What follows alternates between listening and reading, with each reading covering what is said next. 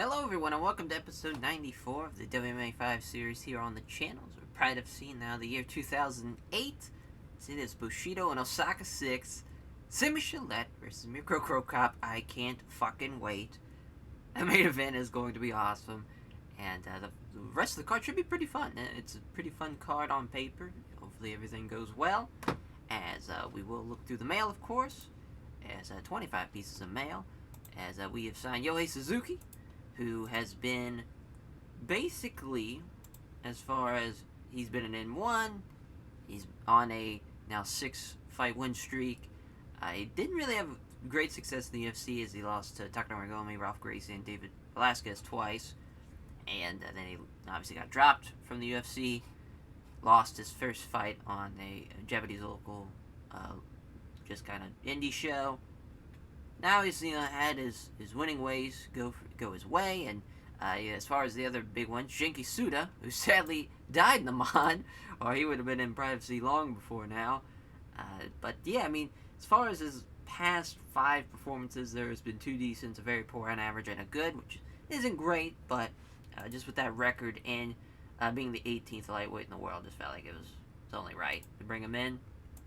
We signed Tony Ferguson, as he is not going to be in rings because of how awesome he is. As far as, he's got a lot of, betting on favorites in the lightweight division, and because it's kind of a newer division, I think he can kind of be just fine.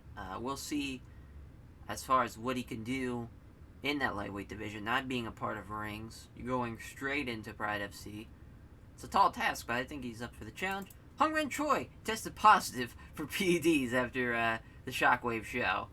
So, yeah, we're going to have, as far as kind of funny, seeing as now, as far as the having Hungman Choi testing positive for PEDs, Gembo Slice going to be 0-0-1. That's pretty great. Joe Schilling, we signed him to a Pride FC deal. I believe he's going to be in rings, though, because he's 0-0. As, Joe Schilling, a pretty savage middleweight, as a Muay Thai background. He's looking to bring it, and that should be a fun addition to the middleweight division. We extend Jerome Lee Banner, John Fitch, Mac Danzig, Daniel Puder, as Pat Ely left Jackson's submission fighting. We signed Dean Lister finally. Dean Lister, as he has been kind of all over the world. He's 13-6 right now. He's been in Elite XC, he's been in the UFC, he's been in MFC. As far as he just lost in Elite XC, but basically since 2005 he hasn't had a bad fight, so that's a great sign. And Dean Lister, it's a fun guy. He's very technically sound on the mat, and as far as, again, being a middleweight kind of guy, that's his main focus is in Brazilian Jiu-Jitsu. It's gonna be quite interesting because there's a lot of great stand-up fighters in the middleweight division, and especially there's a lot of upcoming middleweight guys that are some fucking savages. You got Glover Teixeira, you have Mauricio Shogun, you got Lyoto Machida. All 3 of those guys are very, very well-rounded, very, very skilled. And he'll probably be taking on a lot of those guys, and that's going to be a tough draw for the boogeyman, Dean Lister. But he should be an exciting addition to the middleweight division, as Roy Nelson joined a new a new gym, rather. As Lee Murray again wants his Rodrigo Hughes fight. It's not happening. Give it up. So Roy Nelson joined the Anthocratic Combat Club after leaving Hammer House. Joe Hurley left the pit, as Mitsuhiro Ishida has joined Pride FC, as he is the 11th lightweight in the world. He's 13th. He's Greco-Roman wrestling background. He is a bit of a grinder, and it's a lot of lay and pray. It's a lot of just hanging in there. So that should be hopefully not too bad. You see there, he's had a lot of some very poor performances. But if someone, I think, can give him, as far as pushing the tempo to Mitsuhiro Ishida, maybe something exciting can happen. It's going to be interesting, because that lightweight division, there's so many great, exciting fighters, and throw him in the mix as someone who's more of a lay and pray. It might kind of dwindle as far as the division, kind of the way the welterweight division is, where there's some guys that are just very much a lay and pray, and a very much a we're going to grind you out type of guy. I'm sure if we ever do him and Gleison Tebow, That will be probably up there for one of the most boring fights we'll ever put together. And then as far as Kazu Misaki, as we thought about signing him, but I don't think we did, in fact. We probably will. I'm not sure, though, to be honest, because like he's 1 and 2 in rings, hasn't really had a lot of great fights. Sure, we could always use the bodies in rings, but at the same time, it's kind of not worth it. I don't know, I guess we can sign him. No big deal. As I don't know why you even had that in the mail, that's okay. As Kimbo Slice has left Thug Jitsu. Nate Corey joined AMC Frankfurt after leaving Gracie Jiu-Jitsu Academy. We extended Rafael Calante. As Melvin Menov left Golden Glory. And then Pete Sell left Cesar Gracie Jiu-Jitsu and Team Sakurhata. And then Trey Tellerman extended his deal, even though we probably shouldn't. It's just this Trey Tellerman, I got a lot of respect for the guy. And, as far as his wins, they're not great. Butterbean, Drumley Banner, Alexander Otsuka, Nobika Takada, and Mike Bork. Not a great list of names there, but he's had some pretty good fights. He's someone that, with his style, will look to try and stand and bang with you, but he's got knocked out a shit ton. So he got knocked out by Keith Jardine's been knocked out by Arflowski, Goodrich, Pedro Hizzo. He's and Gabriel Gonzaga. Been knocked out a good bit in his career. And he had a split decision loss to Frank Mir too, as James Zuna as left rather, Pancreasm, and that's the male. We'll see how this card is going to go. As main event, of course, Simi Shillette, Mikro Krokop, but a very solid co-main event in George St. Pierre, Matt Hughes. That's a main event anywhere else in the world, but on this card. And then we're going to have Ryan Jensen and Dan Anderson. Dan Anderson looking to bounce back in the middleweight division, and Ryan Jensen looking to shock the world. So I believe he is I think he is just a plus 300 underdog. We'll see how the actual betting lines go, but I want to say that's where he's at. Wanda Brauca and Joaquin Hanson in a lightweight battle. And Sean Pearson and Matt Serra. A couple of guys kind of outside the top 10, I would say, the welterweight division. Maybe a little even outside the top 5. And they're looking, both of those guys could look to get a big win and maybe take on the loser of the fight that's in the co-main. And Carl Uno and Leonardo Santos has opened up the show.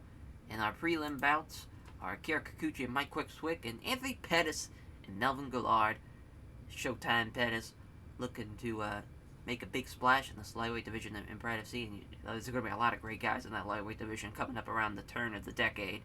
And it already is fucking awesome, but it's going to get even better. So that's definitely something to watch out for. As the main event, of course, Hightower, Sim Gillette, Mirko Krokop, Filipetches. Krokop has finished 4 of his last 5 opponents. The 2 of the best pound-for-pound fighters in the world. Gillette's ranked 11th, Krokop is 12th. The 6th time that Krokop has main event at a Pride event, 2nd time for Gillette. Gillette has won 3 of his last 5 fights by knockout. Krokop trains in Golden Glory, which Simi Gillette is on for a record of 0-1 against other members of that team. As Gillette's going to have a significant weight and height advantage. This is just, you got 2 high-level kickboxers in the main event. Very, very awesome. Gillette has a slight advantage, which that makes sense for this. I just think as far as size-wise, and he's going to be a problem. But Krokop, I think, is a little bit more well-rounded as far as in the mixed martial arts department, as far as in the ground game and whatnot. We'll see, though. This should be very, very exciting. As Simi Gillette just knocked out Fedor in the 2nd round of their fight at Beast in the East, which was awesome. He really hasn't had a bad fight since 2005, which even then that was a decent fight. So, all in all, he's not going to have a bad fight. He's fucking Simi Gillette. He's going to stand in there and throw some big-time shots. And, as far as a kickboxer, though, really his only time he's knocked out someone, it's with a knee or a punch. Hasn't been with a head kick or anything. And obviously we know Mirko Krokop will knock somebody out with a head kick. It's going to be either a hospital trip or a cemetery trip. As far as him, he's only lost to 2 people. Josh Barnett, Kazuchika Fujita. It's Fujita at that first ever Shockwave, surviving head kicks and tapping him out just towards the end of the 2nd round. And a very, very good fight. I'd be shocked if this does not be an exciting fight. It can't. They're just so awesome. And they're so well-rounded as far as in their skills of high-level kickboxers. You can't ask for anything better. This is, basically, this fight is going to be interesting because it all depends on how Sergey, as far as, do we do Sergey and Big Nog first, or we do Sergey versus the winner of this first, and we wait for Sergey, Big Nog, and Shockwave? That's really the big game plan here as far as what we're thinking, as far as ahead of time here. It really depends on how this fight goes. Because Big Nog's ready to go. We can have that fight happen pretty much any time throughout 2008, so maybe we do that first, and then the winner of this takes on the winner of that at Shockwave. That seems maybe like the better option of the two. And yeah, I mean, it should be very, very exciting, this card as a whole, but definitely this main event. Co-main event, George Rush St. Pierre taking on Matt Hughes. Both are world rank middleweights, which is obviously hilarious since they're all welterweights. Hughes trains at Military Fighting Systems. St. Pierre has an overall record of 2-0 against other members of that team. First time they have fought. St. Pierre has the Blur Cats that pick 6-1 with Paul, the lone backer, Matt Hughes. Obviously, GSP, we're kind of waiting. We're waiting for him to get that welterweight title. He's had one shot, and that was at Dennis Hallman. He just beat Tetsuji Kato, but obviously losing to Luis Santos, who just beat Dennis Hallman in an exciting fucking, fight there. So that should be interesting to see how that plays out. We'll maybe have a rematch of that down the line if he wins this one. Obviously, Matt Hughes, though, can't count him out. Really, it's kind of funny. He's 5-5 in Pride FC, 30-7 as a whole. He's 34 years old. You have to assume he's kind of coming towards the tail end of now his career. He's on a 2-fight losing streak to Damian Mayan, of course, his nemesis in Tetsuji Kato. He's beaten Mike Pye. He's beaten Luis Santos, though, which is something that, as far as George St. Pierre can't say that. So that is, and he's also beaten Dennis Hallman. So another thing that George St. Pierre can't say. So that's just kind of intriguing as far as this matchup goes. Even though it looks like GSP is finally hitting his stride, Matt Hughes, of course, has gotten wins over guys that St. Pierre has not beaten. So it's MMA math for you. Well, should be a pretty fun go-main. Now, it's Ryan Jensen and Dan Hendo Henderson. Both are world light heavyweights. 12th is Dan Henderson. 15th is Ryan Jensen. Dan Henderson, former middleweight champion of the world in Pride FC, and has taken quite a fall. Lost to Frank Shamrock, losing his middleweight title, total elimination in 2005. Lost to Anderson Silva. Lost to Mark Kopp by split decision. Then he lost to Rampage, and lost to Chuck Liddell at August in 2007. Has not been his years as far as the past couple of years.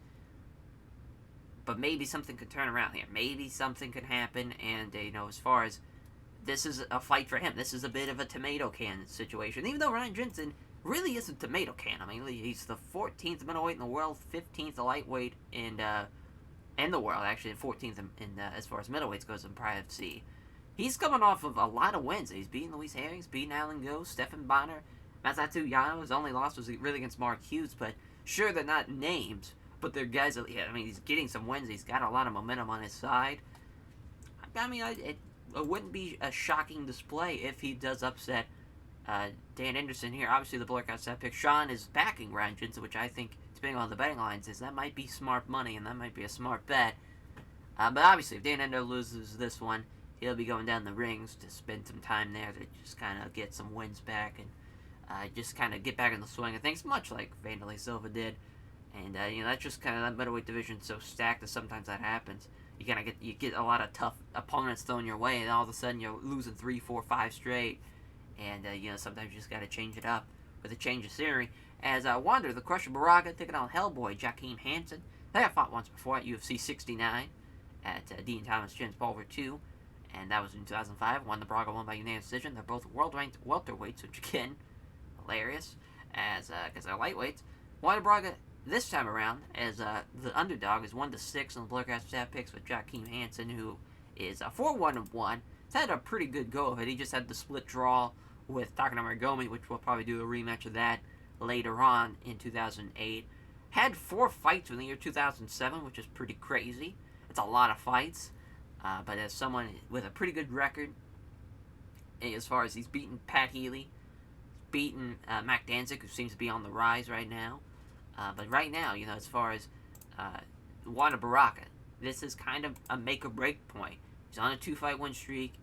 He started off not very good as far as in Pride FC, coming off a loss in the UFC into Pride FC, losing the BJ Penn in a title fight, and then Ramiro Sato bouncing back with 2 straight wins now. it's tough, because I think he was someone that was very much, like, being the 10th lightweight in the world. He started off being, like, in the top 5, but obviously since we've grown our lightweight division, he's dropped down a lot, and, Joaquin Hanson, this is a great chance for him to jump into a top 10 as far as in the lightweight division with this win. He might not, though. I think he is, he's 11th, so, I mean, you would assume in beating the 10th guy, he'd make that jump, but maybe somebody else will jump him, though. Instead, you never know, I guess. As Sean the Punisher Pearson versus Matt the Terracera. Pearson trains at the Minnesota Martial Arts Academy. Matt Serra has over a record of 1-0 against other criminals of that team. Matt Serra's the 8th ranked welterweight in Pride FC. Sean Pearson's 18th.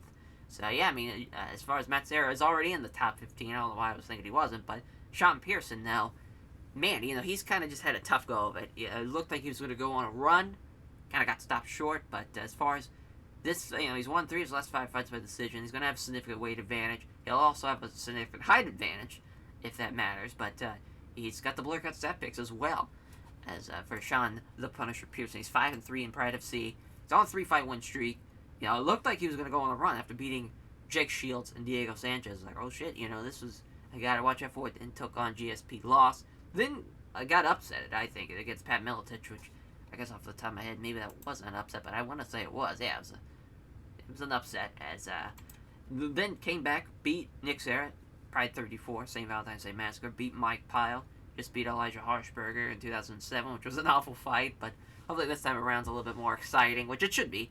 Matt Serra kind of is a more well-rounded guy, can stand up with you, can obviously take it to the ground. 2 guys are 5-3 in Pride FC, and they're both coming on off win streaks, as far as they both lost to Disarmament as well. But you see there, as far as Diego Sanchez has beaten Matt Serra, whereas obviously we just saw that Sean the Punisher Pearson ended up beating Diego Sanchez. Yeah, I mean, this the smart money might be on Sean Pearson. I don't know if he'll be the underdog or not, but he's a problem for sure. He is a problem. And Carl Uno taking on Leonardo Santos. Leonardo Santos has a 5-inch reach advantage. Carl Uno just seems to have not found his footing in Pride FC so far. Coming in off of being a UFC lightweight champion, 2-time UFC lightweight champion. Or no, yeah, rather he's a 1-time UFC champion. Was the WEC lightweight champion. Was on the very first WEC card, the main event of that first card, and it was a Shoto, he's a Shudo, lightweight champion as well. So a former 3-time in 3 different companies, rather, lightweight champion. Figured he would have some great success in Pride FC. Was not the case, though. Was not the case at all, especially after beating Josh Thompson in the UFC. Beats Scott Hines, and then just goes on a 4-fight losing streak to Takanori Gomi, Josh Thompson again, in the rematch, lost. Lost to Joe Hurley, then lost to Wanda Brauca. Beat Tatsuya Kawajiri, at least, or that would have been down the rings for him.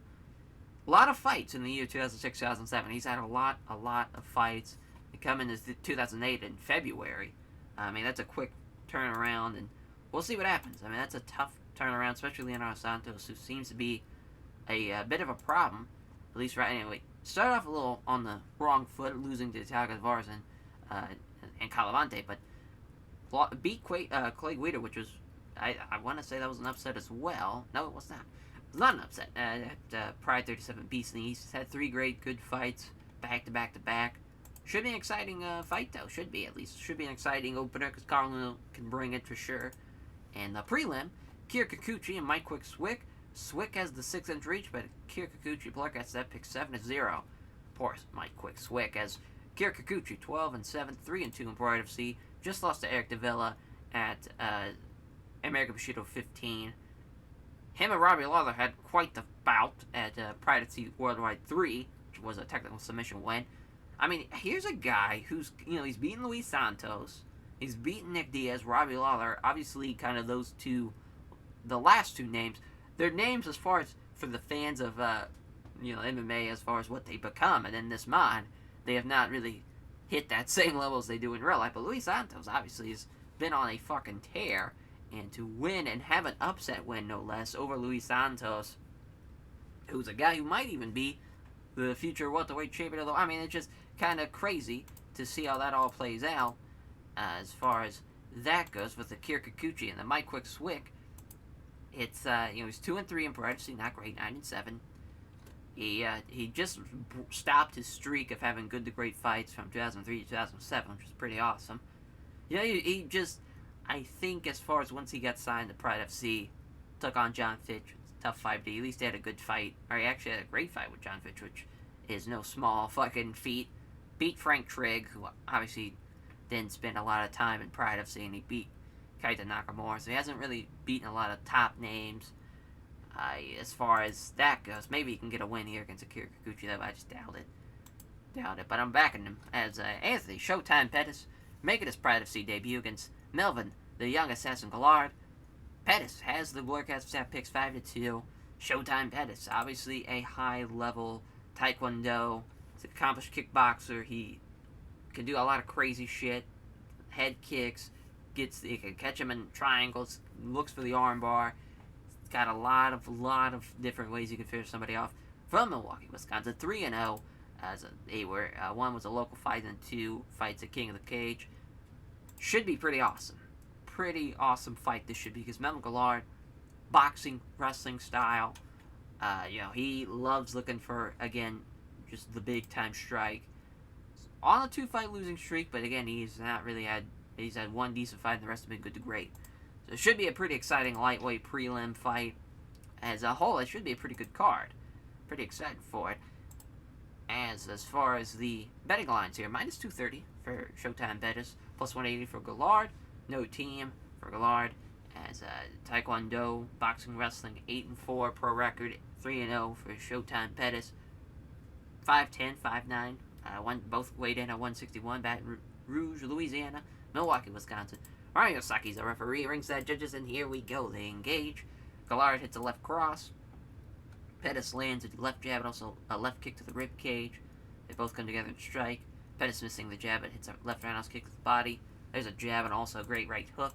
They engage. Pettis is off target with a left jab and hits the left roundhouse kick to the body. Guillard using a left jab and connect with the right hand of the body. As Pettis slips past the right hook and counters with a left jab and a hag kick that misses. They engage. Pettis lands a left jab and doesn't connect with a right hand. Guillard scores a left hook. They engage again. As Pettis now slipping past the right hook, attempting attacks with a quick left jab and a spin kick to the body. They engage in the center. As Guillard finds a way past his opponent's guard and lands a sharp 1-2. Pettis hits a couple of jabs, also hits a right cross. They meet in the center and they start to strike. Guillard missing the right cross, leaves him open for a counter. Pettis attacks with a left jab and a left roundhouse kick to the body. They engage again. There's a jab from Guillard, but missing the right hook. There's a jab from Pettis and also a spin kick.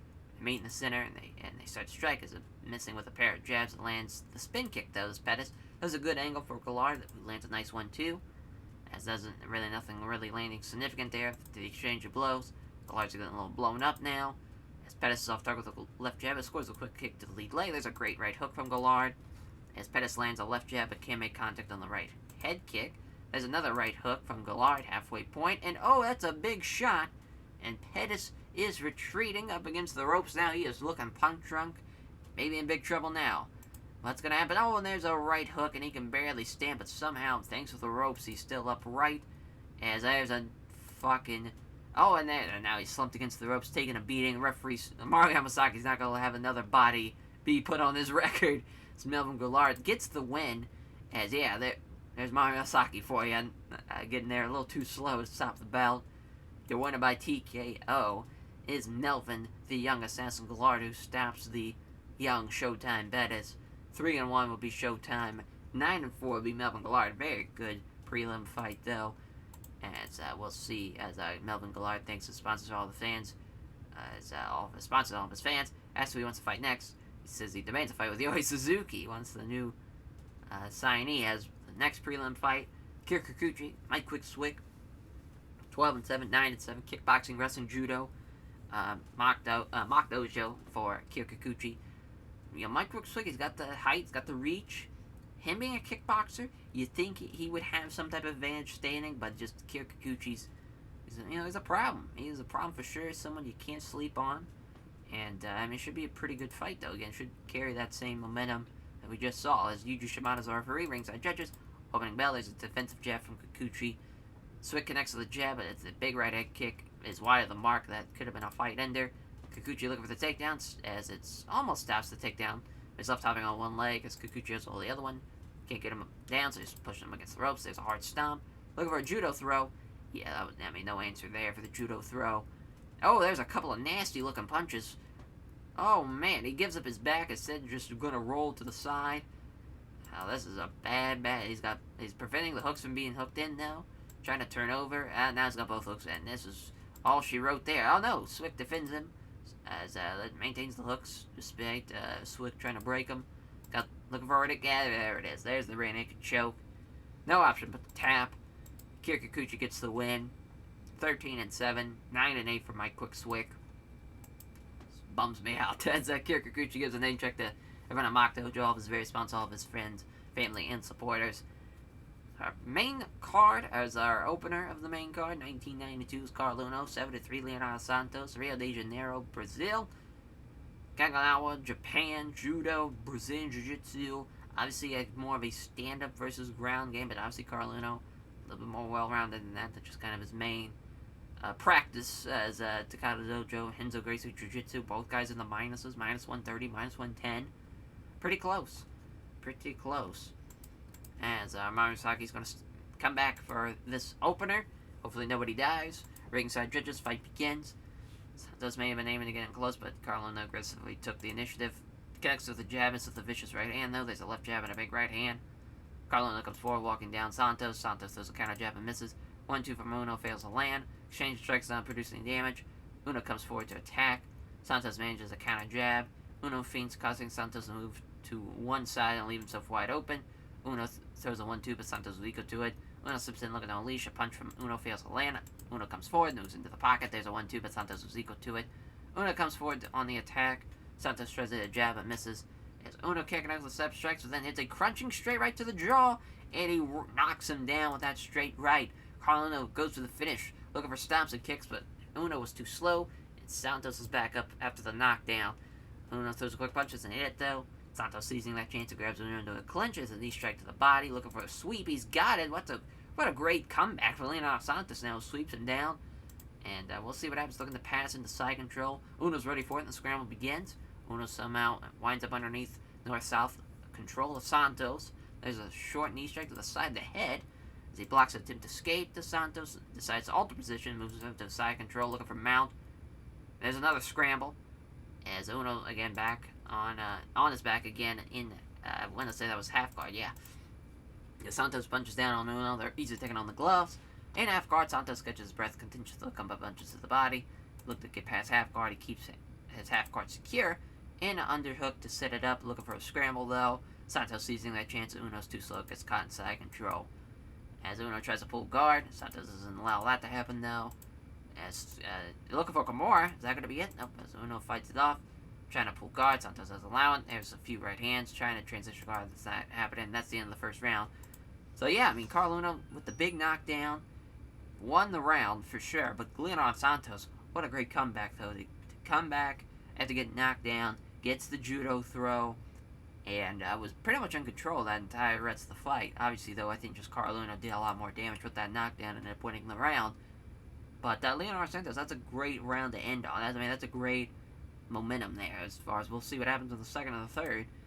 If we even get to the third, as Uno comes forward walking out Santos, it's a counter jab. Uno doesn't trouble his opponent with a triple punch combo.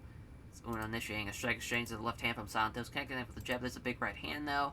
Carl Uno's starting to breathe a little heavier now. There's a left hand from Santos, a counter left hand no less. As feints one way, throwing Santos off balance and steps to the other side. There's a left jab, there's a crunching straight right to the jaw. Another knockdown. Santos may get finished now. But again, he's too slow, and Carl Uno, and Santos gets back up to his feet. There's, again, the kind of rinse and repeat of what happened in the first round. After Carl Uno knocked him down, Santos just like, oh shit, we better take him down. Doesn't happen this time, though. As Uno almost stops the takedown, he's off topic on one leg. Can't complete it. There's a knee strike inside his own knee. Look, there's a sharp stomp. Santos presses Uno up against the ropes, looking for his takedown. Can't get that trip takedown either. A minute left. Can he get it? There it is. There's the outside leg trip, and he's inside control. Trying to move to guard, but that's not happening. And there's a fire-away punches Uno does with him fairly well. That's the end of the second round. Again, same round happened. It just Carl Uno with the knockdown. Leonardo Santos like, oh shit, I gotta do something to survive. And yeah, I mean, Carl Uno, he's just going to get finished at this point to lose this one, in my opinion. As Uno can't connect the step strikes, there's a low kick to the legs, though. Uno throws 2 quick punches, doesn't hit either of them, though. He stalks forward, pressuring Santos. Tries to hit a jab, but misses. Santos gets suckered in by a feint, left exposed. He fails to find out his jab, but again, that straight right hand is finding the mark. He fires up a counter jab. Doesn't land any of the strikes, as he looked like he was going to shoot, but Uno simply took the initiative. It was a 1-2, but doesn't land either blow. Looked like he was going to shoot, but Uno simply took the initiative. Hits the left hand, but his big right hand misses, following up. We move into the second half of the round, rather, as Santos looking for the takedown. He's got it. It's a single leg. Let's see what Uno can, see if he gets finished here. 2 minutes, that's a lot of time. But the scramble begins, though. Santos, again, comes out on the winning end of the scramble, though. A few punches. Uno's trying to pull him in close, preparing a short strikes. He can't, though. As he gets past but he only gets stopped at half guard, though, the Santos. There's some more right hands. As it looks like Carl Uno will survive and will win this fight, thanks to the knockdowns. That's a good effort, though, by Leonardo Santos. Didn't get finished. Kept on fighting back. Just wasn't enough. He just couldn't finish him. It was a pretty good fight, though. It was 29-2 for Carl Uno, 7-4 for Leonardo Santos. Just Leonardo Santos seemed like there's a lot more to bite off here. As, just Carl Uno, he's got he just had a lot of big-time fights. That's a hard guy to beat. He just had a stretch where he wasn't winning a lot, but now I think he's back on the right track. And it might be a redemption arc for Carl Uno in 2008. We shall see. As he thanks everyone connected at Takata Dojo for helping him prepare for the fight and his sponsors supporting him financially. Showing respect, Carl Uno praises Santos for the skill and toughness he displayed on that fight as Sean the Punisher Pearson against Matt the Terror Serra. It's another, welterweight fight here. 16-4, 12-6, Brazilian Jiu-Jitsu wrestling. Both guys minus 110, very, very close to the betting lines. Knock on wood, but so far we haven't had a bad fight yet. And, this should be a good one. Sean Pearson just, bigger, stronger, taller. Everything about him should be better. He's got the better record. Everything about him seems to be in his advantage, but it's still minus 110, minus 110. AKA is Matt Terracera, is obviously the American Kickboxing Academy. Minnesota Martial Arts Academy for Sean the Punisher Pearson, as Ontario, Canada, East Meadow, New York. Yuji Shimada's referee, ringside judges. Fighters face off. Pearson towering over Matt Serra during the stare down as two fighters touch gloves. As there's a quick punch, doesn't hit it though. Pearson shoots in after that. But he has the takedown. Serra's going to pull guard. Oh, but that's great awareness though by Matt Serra, looking for the guillotine. Pulls free of it though. Serra doesn't have enough to fully sink it in. As he's looking to pass guard and get side control. He passes, but again, Matt Serra's ready for it. Immediately starts to scramble. As Serra's up first, only to be grabbed, wrestle up against the ropes almost immediately though. Oh, there's a short, sharp right uppercut, wobbling him. Some dirty boxing on display there by the Punisher, Sean Pearson, as he's using some dirty boxing to punish him some more.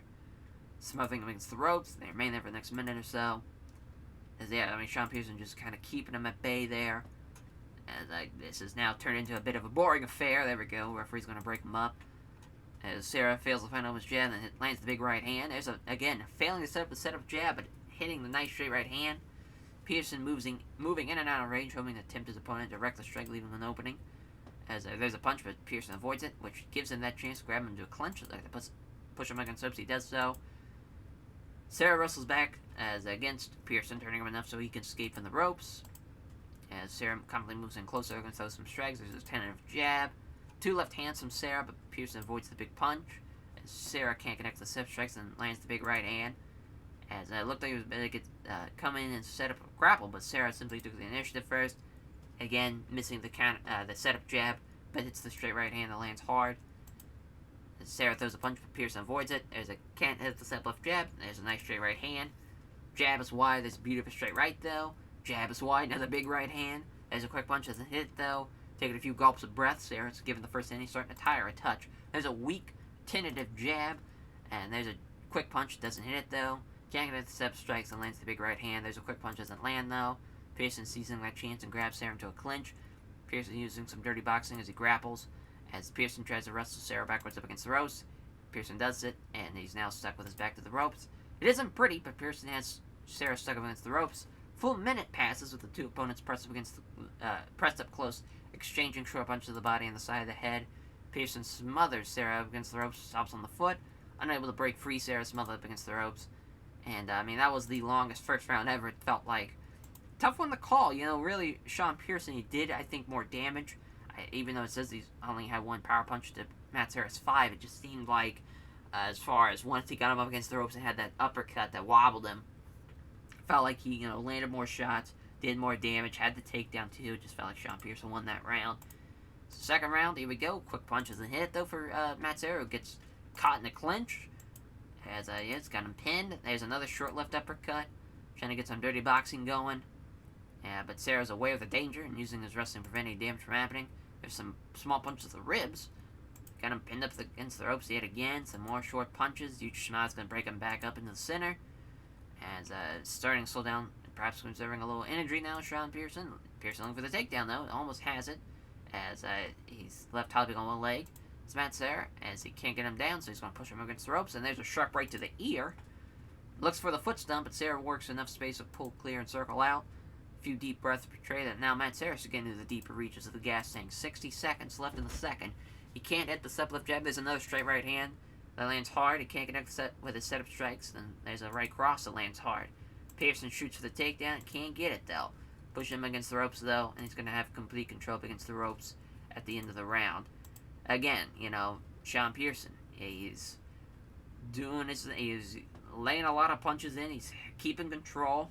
It's not exciting, but he's winning the fight, so I guess that's all that matters at the end of the day. Final round now, tendon jab from Pearson lands. He can't connect with the jab, then hits Pearson with a beautiful straight right. Pearson shoots in looking for the takedown. He cannot stop the takedown, has to pull guard. And, he's 2 for 4, I want to say, on takedowns. Pearson unloads some right hands. Serra deals with him comfortably.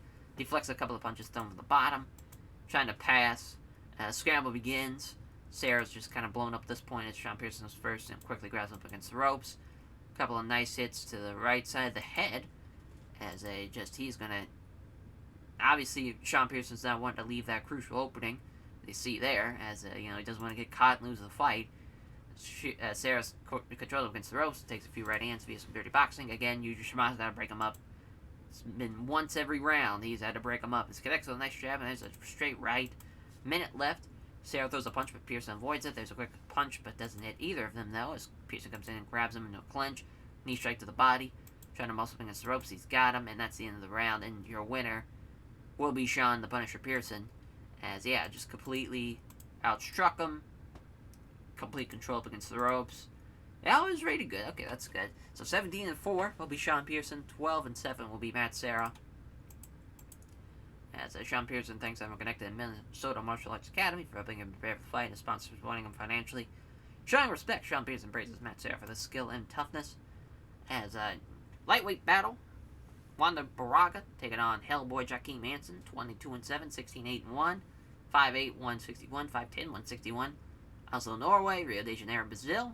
Very, very far away between these two, as their homelands is Gracie Jiu-Jitsu. As, both Brazilian Jiu-Jitsu guys, minus 290 for Joaquin Hanson, plus 230 for Wanda Brauca. Taking the was a referee, ringside judges, we are underway. There's great speed there, right at the beginning of the round. Wanda Brauca shoots in on Joaquin Hanson, but he can't get it.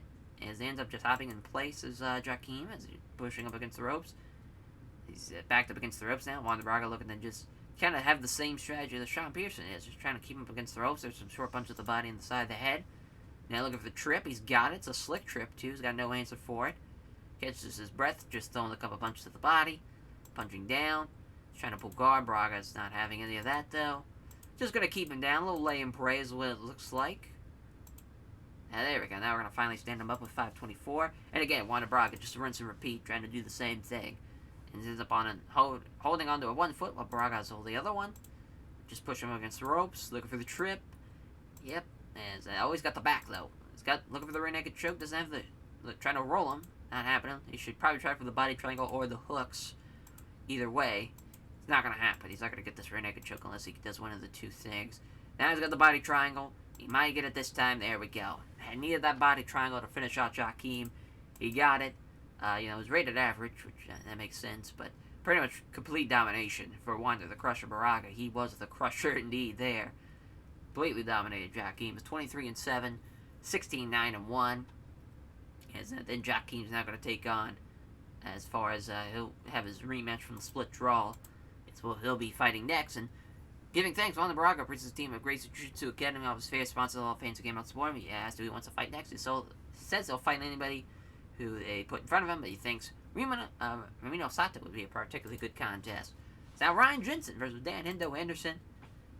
Hendo's job is on the line. 15-8, 15-4, minus 330, plus 260 for Ryan Jensen. Omaha, Nebraska, Apple Valley, California for Dan Anderson, 37 years old, 6 foot 205.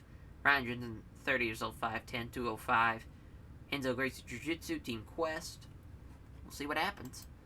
As, Brazilian Jiu-Jitsu versus Greco-Roman wrestler. Obviously, Dan Anderson has some dynamite in his fucking hands, though. You gotta watch out for it. Yuji Shimada is our referee. Ringside judges. Here we go. Jab is wide from Henderson. There's the big right hand, though. As Jensen using great movement to set up the takedown attempt. He can't get it, though, as he left hopping on one leg as Dan Hendo Henderson looking for the takedown off the ropes. He does so. He's got it. Henderson's gonna pull guard. As he throws out some punches. Jensen has to lean back to avoid them. As there's clearly slowing things down, so you can think now that he's got him down. Deflects a couple of punches, thrown from the bottom. There's a fast elbow strike to the head, though. Jesus, as he leans back to avoid a couple of wild swings from Henderson again, trying to pass guard. He does so, and he's got side control out of that.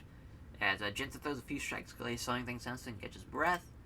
Henderson tries to pull guard on Jensen, but again, doesn't happen. Looking for an armbar. Henderson fights that off. As there's a knee strike, but Henderson squirms away, so the blow's only glancing. There's another knee strike to the ribs. As just a couple of punches to the body, just really focusing on the body so far. There's another knee strike to the ribs. Throws a few right hands, takes a moment to plan ahead. Yuji Shimada's going to stand him back up. Jensen looking to go right back down, and he's got it. Ryan Jensen is a problem so far, as he has just been throwing all out. There's a slicing elbow for Ryan Jensen, who's just been laying down the elbows off of just pretty much full guard at this point. He hasn't really moved. Again, just Henderson trying to land a couple of wild swings on the bottom, trying to pass guard. As he does so, he's from full guard to half guard. Fires a few punches, trying to catch his breath. Henderson tries to get some separation, but he can't. And I mean, just so far, Ryan Jensen, complete domination of Dan Henderson. I mean, I don't want to say I told everyone, but the smart money was on Ryan Jensen for plus 260. As here we go for the second round, but it's not over yet. As Jensen looked like he was about to shoot him, and Anderson stepped in fast and started to clinch, trying to wrestle against the ropes, but Jensen doesn't allow that to happen. And Jensen looked for a leg sweep, that can't happen, and now Henson's back in control, trying to push Jensen so he's up against the ropes, but that is not happening. Looking for the clinch and takedown, he's got it, and he's got side control. Tries to move guard, Jensen doesn't allow it. There's another knee strike to the ribs, the second one. The third one, this time just above the hips, this one to the ribs. Slowing things down so he can catch his breath. Another knee strike to the ribs. Throws a few strikes out of venom. There's some elbows, but Hanson deals with them fairly well. And that is the end of the round. All Ryan Jensen. Dan Henderson's going to have to finish him if he wants to stay in Pride FC at this point.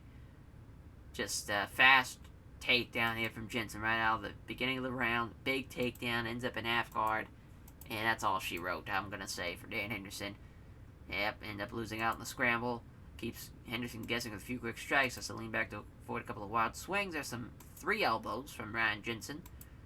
As some more elbows. They're not really doing a lot of damage, but they're laying them at least. As some more elbows. Not many clean shots though. Some minor strikes. Trying to catch Jensen with a punch. Again, it's off target. Out and from getting past the guard into side control now. There's some more knee strikes to the ribs. And that's all she wrote for Dan Henderson. What a performance of Ryan Jensen. Really showing everyone in the middleweight division he's a problem. As 16-4, 15-9 for Dan Henderson. Would have made some easy money back in Ryan Jensen there. I was giving name check to everyone at Hendo Gracie Jiu-Jitsu. All his various sponsors, all of his friends, family, and supporters. He has a lot of respect for Dan Henderson and praises his toughness. It's our co-main event. George Rush St. Pierre taking on Matt Hughes. As 15-4, 30-7. Mixed martial arts.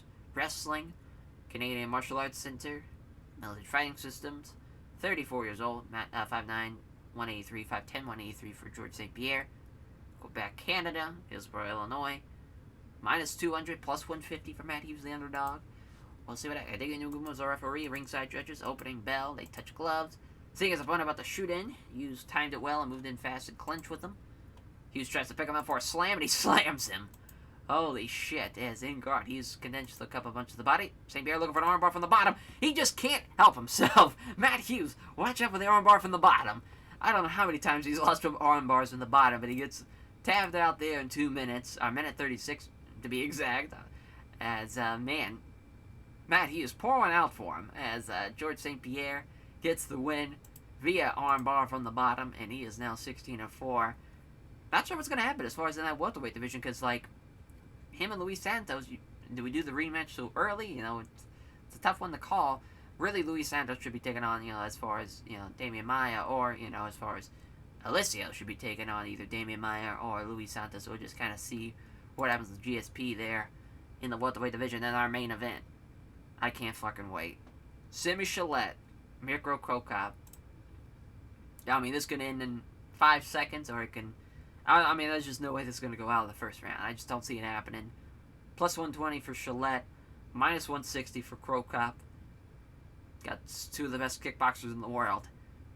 6'11", 260, 6'2", 235. The bigger, taller, is still the underdog to Mirko Krokop because he's a fucking savage. Let's get it going here. Yuji Shimada's referee. Ringside judges. He's got at least 25 pounds on him. Does Schilt, and he's got like 8 inches, close to 8 inches. As 9 inches to be fair. As to be exact, as wow, Krokop's gonna ignore the touch gloves offer. They engage in the center. As Schilt misses the big right hand. There's a quick jab and a superb head kick. Knocks him out. Fantastic. Took 20 seconds, and it was worth it. There's Krokop with the sweet counter. Head kicks him. Fucking, it's either to the hospital or to the cemetery. Either way, your winner, Mirko Krokop. As thanks everyone connected to Golden Glory for helping him prepare for the fight. And sponsors, thanks to sponsors for supporting him financially. And if you're asked to be interested in fight next, he replies that the Josh Burnett would be a tough challenge, and one they'd be interested in trying and see if he can redeem that loss. As much as he would love that, you got bigger fish to fry. Krokop, you got to take on the heavyweight champion at some point. It's either going to be a shockwave or it's going to be at an upcoming event. Either way, pretty awesome. Was hoping for the 70 mark, but that's okay. We'll take a 67, but this was awesome. Krokop and Schilt, St. Pierre and Hughes. Ryan Jensen's domination of Dan Henderson was quite sad to see. Carluno being a savage, knocking down Leonardo Santos and just kind of Sean Pearson and Wanda Brauca. I mean, those kind of 3 fights in a row was completely one-sided. But that prelim fight, Melvin Guillard and Anthony Pettis fight was really awesome. Surprised that Kyokukuchi and Mike Quick Switch will probably get fight of the night. Oh no, it's going to be St. Pierre and Hughes. That makes sense. So yeah, pretty awesome. We're going to give a performance bonus for Ryan Jensen for just kind of completely dominating Dan Henderson and getting the upset win. That's probably it. You know, there's a lot of great stuff tonight, but I think that one seems to be the fairest way of going about that. Given it's the underdog, yeah, made $6 million. Gotta love that. So thank you all for watching, as we'll catch you guys next time for more Pride of Sea action. Take care, everyone.